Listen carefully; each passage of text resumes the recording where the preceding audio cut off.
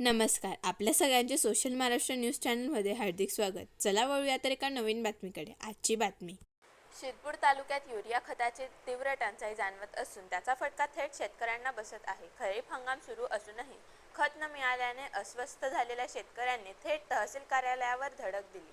हातात रिकाम्या खताच्या गोण्या घेऊन आलेल्या शेतकऱ्यांनी तहसीलदारांना आपली व्यथा मांडत तातडीने उपाययोजना करण्याची मागणी केली.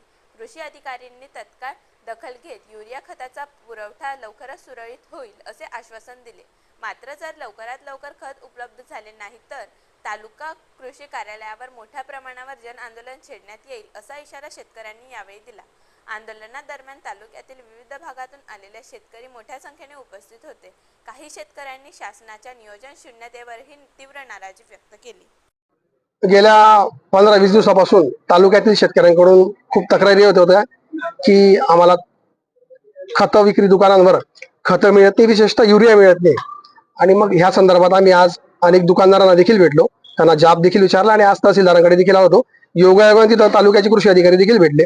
दोघांना शेतकऱ्यांच्या वतीनं जाब विचारण्यात आला आणि त्यांनी सांगितलं की आदरणीय कलेक्टर महोदयांनी देखील बफर स्टॉक सोडण्याचे आदेश काल परवाच दिलेले आहेत. आणि आज तहसीलदार आणि कृषी अधिकारी देखील आता आम्ही त्यांना जे काही विचारला होतो, प्रश्न विचारला होतो, त्याच्यात त्यांनी जी उत्तरं दिली त्याच्यामध्ये त्यांनी सांगितलं की गेल्या आता आजपासून आम्ही सुरळीत युरिया पुरवठा सर्व चालू करतोय आणि शेतकऱ्यांना आम्ही आता लागलीच त्याच्यामधून हे करू. जे काही अनिश्चितता होती खत भेटण्यामध्ये, ती आज एक शेतकऱ्यांच्या वतीनं त्यांच्यातला एक प्रतिनिधी म्हणून, सदस्य म्हणून आम्ही आंदोलन केलं. खाली थैल्या घेऊन आलो होतो युरियाच्या आणि भरतील कधी याच्यामध्ये युरिया किंवा तत्सम खतं भेटतील कधी.